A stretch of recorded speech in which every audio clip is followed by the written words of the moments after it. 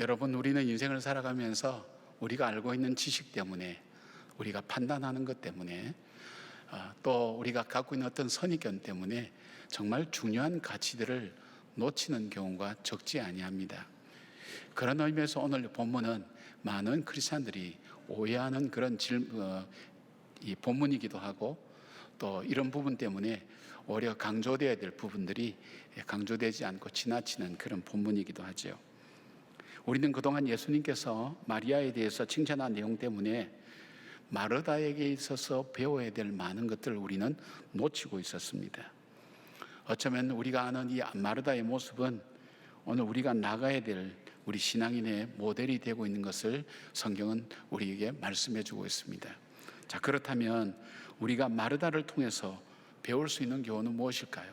첫 번째로, 마르다에 있어 삶은 길 가는 예수님의 일행을 자기 집으로 모셔서 대접했다는 것입니다. 38절 말씀 이렇게 전해지고 있습니다. 그들이 길 갈 때에 예수께서 한 마을에 들어가심에 마르다라 이름하는 한 여자가 자기 집으로 영접하더라, 그렇게 말씀하고 있습니다. 이 본문을 보면 이 마르다는 오빠 나사로와 동생 마리아 3남매가 함께 살아가는 집안으로 부모가 없는 결손 가정이었습니다.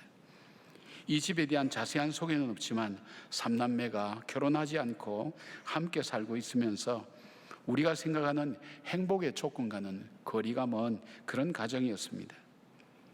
그래서 요한복음 11장에 보면 이 나사로가 죽었을 때 많은 동네 사람들이 그의 죽음을 슬퍼하며 남아있는 이 자매를 염려했던 것을 우리는 알 수 있습니다. 그리고 이 마르다는 바로 이 집의 가정을 운영하는 사람이었습니다. 그런 마르다가 길 가는 예수님의 일행을 자기 집에 초청했습니다. 우리가 예수님을 초청했다 그러면 예수님 한 분 내지는 두세 분 정도 좀 생각할 수 있지만, 예수님께 기본적으로 따라다니는 사람이 12명에다가 70명이 거기에 덧붙여져 있습니다. 70인이 전도여행 갔다 온 보고를 듣고 난 이후니까 상당히 많은 숫자죠. 또 이 집에 와서도 예수님께서 강의한 것을 들어보면 적은 숫자가 아니었다는 것을 우리는 알 수 있습니다. 지나가시는 예수님 일행을 초청해서 대접한다는 것은 보통 일은 아니죠. 게다가 잘 대접하기 위해서 마르다는 분주하게 움직이는 모습을 보여주고 있습니다.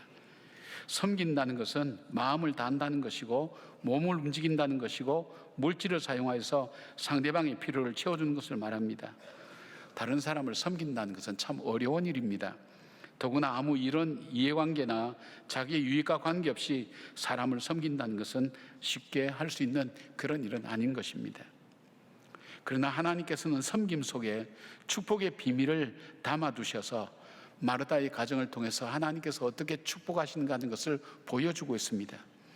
마르다의 초청과 섬김으로 시작된 예수님과의 만남, 이 만남은 이 가정에 참된 복과 소망이 임하게 되었고, 나사로가 다시 살아나는 부활의 축복을 받는 바로 그 놀라운 일까지 연결되게 되어 있습니다.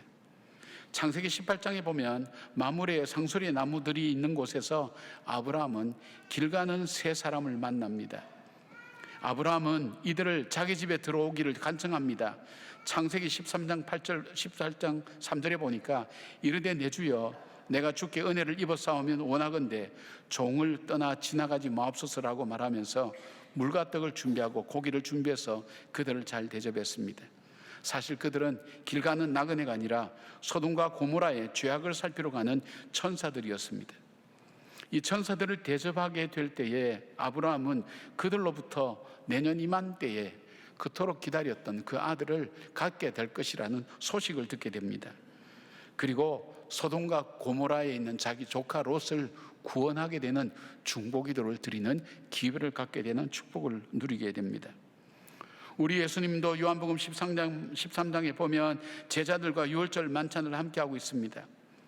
내일이면 십자가에 죽으실 분인데 지금 제자들과 성찬식 하면서 마지막 식탁을 대하면서 이들에게 무엇을 가르치고 남겨주어야 할 것인가 생각했던 그 예수님은 잡수시던 자리에서 일어나서 물을 떠다가 세숫대에 물을 떠다가, 그리고 허리에는 수건을 동이고 겉옷을 벗고 제자들의 발을 씻겨주십니다. 마지막 시간, 죽음을 얼마 앞둔 그 시간, 이 땅을 떠날 그 예수님이 제자들에게 바로 이 귀중한 한 시간 한 시간이 중요한 이 시간에 제자들이 발을 씻기면서 섬김에 대한 부분을 말씀합니다. 그리고 자기도 이 땅에 섬기러 왔다고 말씀을 하면서 너희들도 나와 같이 섬겨야 된다고 말씀합니다. 그 이유는 무엇일까요? 섬김 속에 하나님께서 예비하신 축복이 있다는 것을 말씀하고 있습니다. 우리 바나바 섬김학교에서도 교육을 마칠 때에 세족식을 하게 됩니다. 그 이유는 우리가 단순히 식당 봉사를 하고 어린이 도서관을 청소하고 절전하고 길을 안내해 주는 것에 열심을 다하라는 그런 의미가 아니라 예수님의 섬김을 연습하는 것이면서 동시에 축복의 문을 열어가는 삶이 무엇인가 하는 것을 우리가 함께 신앙적으로 고백하는 그런 시간이기도 합니다. 저와 저희 집사람은 돌아가신 어머니 이야기를 자주 합니다. 저희 어머니는 마지막 이 땅에서 돌아가시기 직전까지, 전날까지 저녁에 손님을 대접하기 위해서 과일을 깎고 있는 사진이 마지막 사진입니다. 그 본인이 또 사랑을 입은 사람들에게 감사의 선물을 다 하시고 다음날 새벽에 세상을 떠나셨습니다. 제가 자랄 때에도 저희 가족끼리 밥을 먹은 기억이 별로 없습니다. 늘 손님이 있었습니다. 군인이 아니면 전도사님들이 늘 저희 밥상에 함께 둘러 앉았습니다. 어머님의 베푸신 그 섬김의 그 사랑, 그 사랑의 축복을 지금 저와 저희 가정이 여러분을 통해서 받고 있습니다. 부족하지만 기도하시면서 격려해 주시고 섬겨 주시는 사랑은 아무나 받을 수 있는 사랑이 아니라는 것을 잘 알기 때문입니다. 마르다의 섬김의 행동과 마음이 본문에는 잘 나와 있지 않지만은 요한복음 11장에 가면 바로 부활을 체험하는 가정이 되고, 마리아는, 그 동생 마리아는 예수님의 십자가 죽음을 준비하는 향유를 붓는 영적인 축복으로 이어지면서 부활한 나사로를 통해서 복음의 거룩한 영향력을 나타내는 가정으로 사용되고 있습니다. 여러분, 하나님으로부터 오는 복을 받기를 원하십니까? 그렇다면 아브라함의 축복을 받고 그리고 이 마르다 가정의 축복을 받기를 원한다면 섬기며 사시기를 바랍니다. 어렵습니다. 그러나 섬김 속에는 하나님이 숨겨주신 축복의 비밀이 있다는 것을 기억하면서 여러분의 이웃들을 또 이 시대를 잘 섬기며 살아가는, 그래서 하나님께 인정받고 복을 받는 저와 여러분의 삶이 되기를 축복합니다. 마르다에게 배울 두 번째는, 마르다는 문제를 예수님께 가져갔습니다. 마르다는 많은 손님들을 대접하는 문제로 분주하고 바쁜데 그 동생 마리아는 예수님의 말씀만을 듣고 있는 모습을 보여줍니다. 마르다는 많은 일로 바쁘고 잘 대접하고 싶다는 마음에 일손이 부족해서 염려하고 근심하고 있었습니다. 마르다는 해야 될 일 때문에 힘든데 도와줘야 될 동생이 돕지 않고 가만히 예수님의 말씀만 듣고 있는 것을 못마땅하게 여깁니다. 그래서 예수님께 문제를 제기합니다. 예수님, 내 동생 마리아를 보내서 자기를 도와서 손님들을 대접하는데 함께 힘쓸 수 있도록 해달라고 요청을 합니다. 마르다는 자기의 문제를 혼자 짊어지고 끙끙거린 것도 아니고 또 그 문제를 직접 해결하기 위해서 마르다에게 나와서 나를 도우라고 그렇게 이야기한 것도 아닙니다. 이 문제를 예수님께 가져갔습니다. 마르다가 자기 문제를 예수님께 갖고 간 것을 우리가 왜 배워야 합니까? 더구나 예수님으로부터 해결함도 받지도 못하고 칭찬 들었던 것도 아닙니다. 그것은 마르다의 이런 모습을 통해서 우리가 주님께서 말씀하기를 원하시는 이유가 있습니다. 마르다의 문제 제기를 통해서 그는 예수님으로부터 정말 중요하고 소중한 말씀을 들을 수 있었습니다. 그러면 마르다가 주님께로부터 들은 말씀이 무엇입니까? 마리아의 행동은 지혜롭고 신앙적이며 옳은 것이라는 것과 마르다는 너무 많은 욕심을 내고 있다는 그런 내용입니까? 그것이 아닙니다. 주님께서 말씀하고자 하는 핵심은 정말 빼앗기지 말아야 될 중요한 것에 우선순위를 두라는 말씀인 것입니다. 주님 말씀에 집중하라는 것이죠. 자신이 중요하다고 생각하는 것에 빠져서 예수님의 말씀을 듣지 못하거나 가볍게 여기지 말라는 뜻입니다. 살다 보면 우리 마음의 분주함과 염려로 가득 찰 때가 많습니다. 내가 인정하지 못하는 일들도 일어날 때가 있습니다. 그러나 이때를 예수님의 말씀을 들을 기회로 삼는 사람은 복된 사람입니다. 주님께서 자신에게 무엇을 말씀하시는지를 들을 수 있는 기회가 된다는 것입니다. 구약의 하박국은 그 주제가 거룩하신 하나님께서 악한 바벨론을 통해서 유다를 심판하시겠다는 그 예언의 내용입니다. 여기에서 하박국 선지자는 하나님 앞에 자기의 문제를 갖고 갑니다. 어떻게 더 사악한 바벨론을 통해서 하나님 백성들을 심판하실 수 있는가 하는 그런 문제였습니다. 자기 기준과 생각으로는 너무나 이해하지 못할 말씀을 전해야 하기 때문입니다. 그러나 하나님께서는 자기에게 문제를 갖고 한 이 하박국에게 그런 말씀을 전합니다. 하나님의 정하신 때에 악한 바벨론도 하나님께서 심판하실 것이라고 말씀하시면서 동시에 하나님의 뜻이 이루어질 때까지 하나님의 백성은 어떻게 살아야 하는가를 말씀하십니다. 여기에서 우리가 잘 아는 하박국 2장 4절의 말씀이 있습니다. 의인은 그의 믿음으로 말미암아 살리라. 믿음의 사람은 하나님의 때를 신뢰하고 하나님의 뜻을 믿으며 기다리면서 믿음으로 살아가는 사람이라고 말씀합니다. 하박국은 자기 문제를 하나님께 갖고 갔습니다. 자기 앞에 전개되고 있는 일들과 벌어질 미래를 바라볼 때에 받아들이기가 어려웠습니다. 그러나 이 문제를 자기가 해석하고 풀려고 하지 않았습니다. 주님 앞에 갖고 가서 주님의 말씀을 기다렸습니다. 그럴 때 하박국은 그의 의문의 결론을 이렇게 고백합니다. 3장 18절에 나는 여호와로 말미암아 즐거워하며 나의 구원의 하나님으로 말미암아 기뻐하리로다.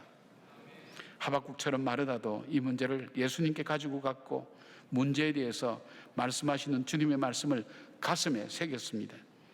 이후로 마르다가 마리아를 정죄하거나 예수님의 말씀에 이의를 제기하거나 불평하는 것은 없습니다. 이것은 예수님의 말씀이 바로 자기를 향한 말씀으로 받아들이고 순종했습니다. 마르다의 이러한 모습은 오늘 우리도 동일하게 우리에게 교훈을 줍니다. 그것은 우리 삶의 모든 문제를 주님 앞으로 가져가는 것입니다.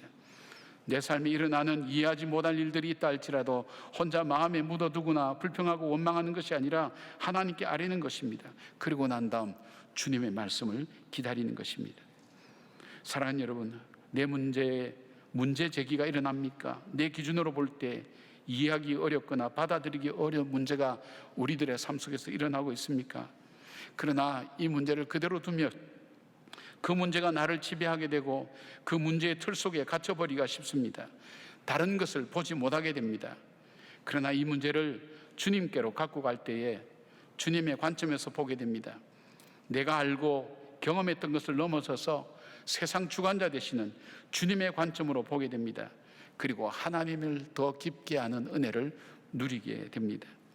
사랑하는 여러분, 우리의 삶 속에 이해하지 못할 일들이 일어날 때 그대로 가슴에 삭히지만 말고, 그리고 그 당사자를 찾아가서 자기의 문제를 이야기하는 것도 하는 것보다 더 중요한 것은 우리 주님께 이 문제를 제기하는 겁니다. 왜냐하면 모든 문제의 주인은 주님께 달려있기 때문입니다. 주님께 가서 자기 문제를 아릴 때에 그 주님의 말씀을 기다리고 그 말씀을 하실 때 자기의 말씀으로 받아들일 때 이 말씀은 자기의 삶 속에 변화가 일어나게 됩니다. 그리고 놀라운 역사를 일으키게 되는 것을 보게 됩니다. 마르다처럼 우리 문제를 예수님께 갖고 가는 사람, 그래서 주님의 음성을 듣는 사람, 바로 그런 분들이 되시기를 축복합니다. 세 번째 마르다는 신앙이 성장하는 사람입니다. 여러분, 우리 자녀들을 보는 기쁨 중에 하나가 뭡니까? 커가는 모습을 보는 것, 성장하는 것을 볼 때 참 기쁩니다. 그러나 이 신앙이 성장하지 않으면 부모의 근심과 걱정이 되는 것을 보게 됩니다. 우리 신앙도 마찬가지입니다. 머물러 있는 신앙이 아니라 성장하는 신앙, 마르다는 신앙의 성장을 이루었던 사람입니다. 이 신앙의 성장의 과정이 어땠습니까? 크게 세 가지로 살펴볼 수 있습니다. 마르다의 신앙의 첫 번째 단계는 예수님을 영접하는 단계입니다. 예수님에 대해서는 소문을 듣고 아는 정도였을 것입니다. 그런데 예수님을 자기 집으로 초대하게 되었습니다. 우리도 처음 신앙생활을 하게 될 때에 예수님이 어떤 분인가 하는 것을 들어서는 아는 정도가 됩니다. 그리고 자기의 여러 가지 상황이나 필요에 의해서 예수님을 찾게 됩니다. 그래서 자기의 삶 속에 예수님을 초청하는 삶입니다. 흔히들 처음 신앙생활을 할 때 이런 모습으로 신앙생활이 시작됩니다. 두 번째 신앙의 단계는 예수님의 말씀을 자기의 말씀으로 듣는 단계입니다. 마르다는 자기 혼자 손님들을 위해 대접을 하기 위해서 준비하는데, 동생 마리아는 예수님의 발치에서 예수님의 말씀을 듣느라 전혀 마르다가 하는 일을 도와주지 않습니다. 그래서 예수님께 나가서 동생을 명하여서 자기를 도와주라고 말씀해달라고 부탁드립니다. 그때 예수님이 42절에 이렇게 말씀합니다. 몇 가지만 하든지 혹은 한 가지만이라도 족하니라. 마리아는 이 좋은 편을 택하였으니 빼앗기지 아니하리라 하시고, 이 말씀이 많은 분들에게 오해를 일으키는 말씀이기도 합니다. 그러나 여러분, 이 말씀 우리가 다시 한번 생각할 필요가 있습니다. 이 말씀 후에 이 사건은 여기서 누가는 끝을 맺고 있습니다. 이 말은 뭐냐면, 마르다가 예수님께 반문하거나 부탁하거나 하지 않고 또 자기 동생을 원망하거나 분노했다는 말이 없습니다. 우리는 보통 이런 경우에 하지만 예수님, 그렇지만, 아무리 그래도 그렇지라는 말을 우리는 서심없이 말합니다.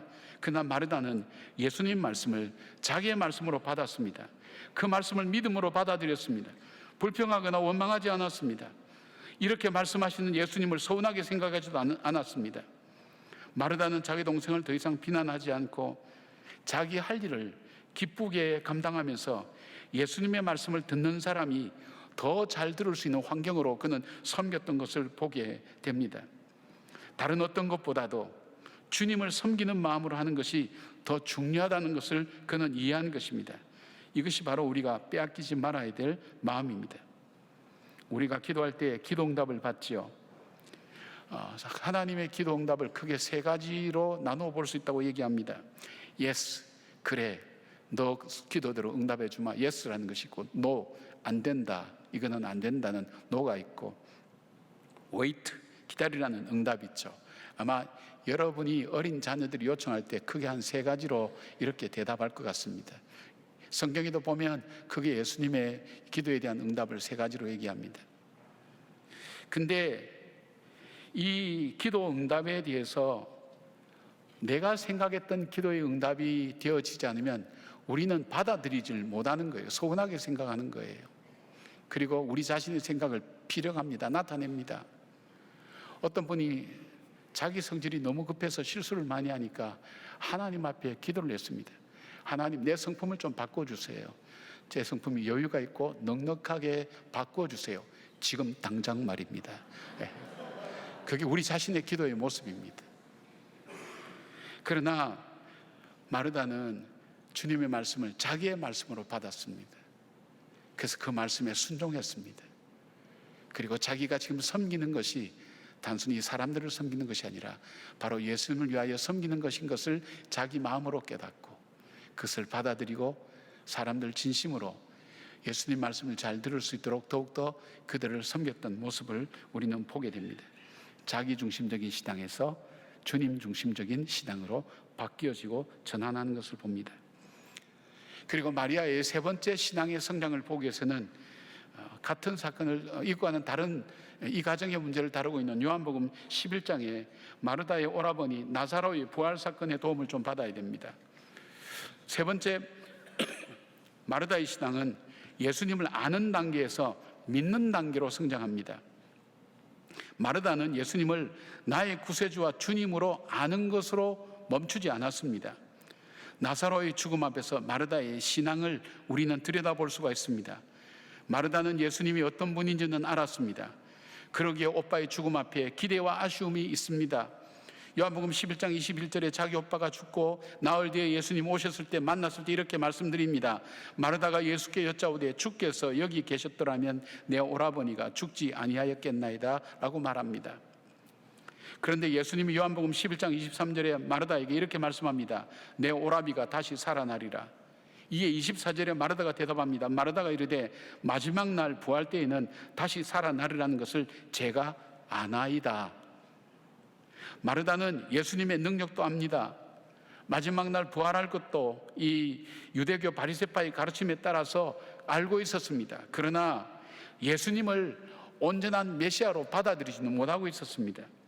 이어서 예수님이 25절 26절 이렇게 말씀합니다. 예수께서 이르시되 나는 부활이요 생명이니 나를 믿는 자는 죽어도 살겠고 무릇 살아서 나를 믿는 자는 영원히 죽지 아니하리니 이것을 내가 믿느냐라고 말씀합니다. 그때 27절 마르가 대답합니다.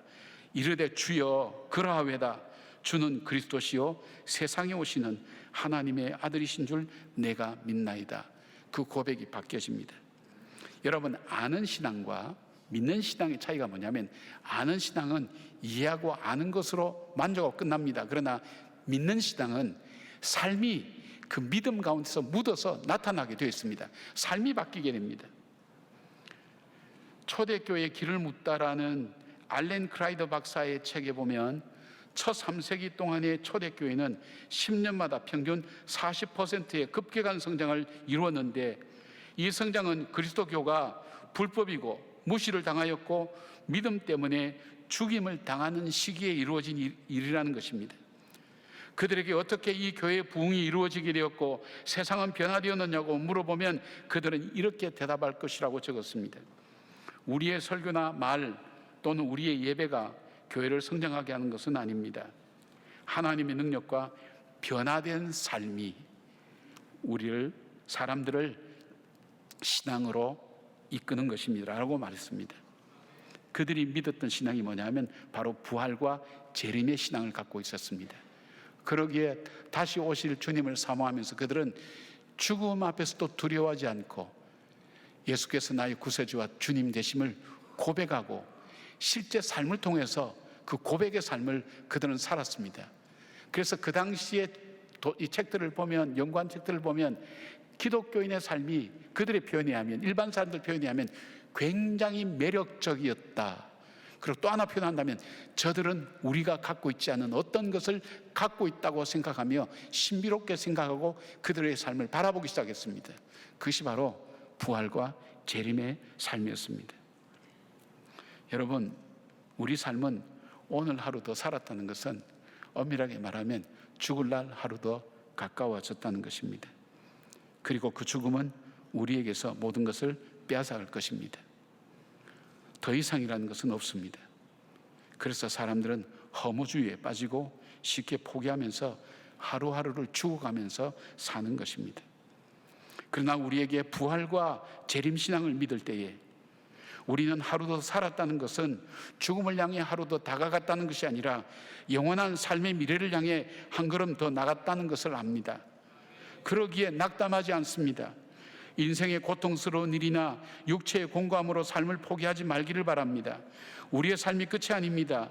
우리의 고통, 우리가 이 땅을 살아가면서 겪는 고통은 이 땅은 영원히 살 수 있는 곳이 아니라는 것과 천국을 사모하며 살라는 하나님의 메시지입니다. 우리에게 고난은 이 땅에서 우리가 나그네라는 것을 깨닫고 어려운 일에 낙심하지 않고 산소망 붙들고 믿음 안에서 살라고 주님께서 말씀하시는 주님의 음성이라는 것입니다. 행복한 가정이 아닌 결손 가정으로 3남매만 살았던 마르다의 집은 비록 가진 것 얼마 없어도 주님을 섬기고 주님 말씀을 들음으로 부활신앙의 역사를 체험하고 증거하는 삶을 살았습니다. 우리들도 때로는 우리 자신이 아무것도 할 수 없을 정도로 작은 존재에 불과하다고 생각될 때가 있습니다. 갖고 있는 것이 적고 나이도 많고 내가 할 수 있는 것은 아무것도 없다는 낙심할 때가 너무나 많습니다. 세상은 다른 사람들은 잘 사는데 나는 어렵고 힘든 일만 겪는 것 같은 그런 느낌이 들 때가 있습니다.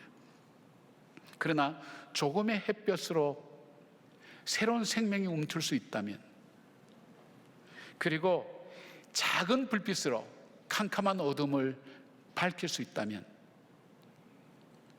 작은 것, 그것이 얼만큼 위대하게 쓰이는가 하는 것을 우리는 알게 됩니다.